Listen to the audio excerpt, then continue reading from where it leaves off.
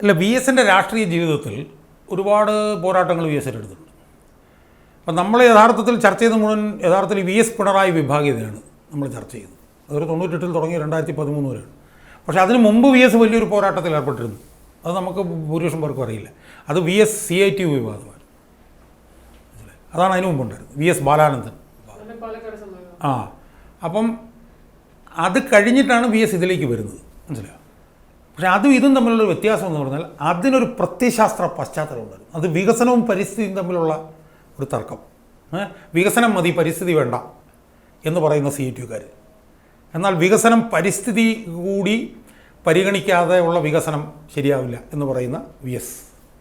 അപ്പോൾ അതിനൊരു ഐഡിയോളജിക്കൽ ഒരു അണ്ടർപിന്നിങ് അതിനുണ്ടായിരുന്നു ആ സമരത്തിന്. പക്ഷേ പിണറായി വി എസിനകത്തുള്ള ഉണ്ടായതെന്താണ്? പിണറായിയുടെ നേതൃത്വത്തിൽ എല്ലാ ജീർണതകളും, അഴിമതി, വിഭാഗീയത, എല്ലാ വൃത്തികേടുകൾക്കെതിരെയും വി എസ്. അതാണ് വി എസ് പിണറായി.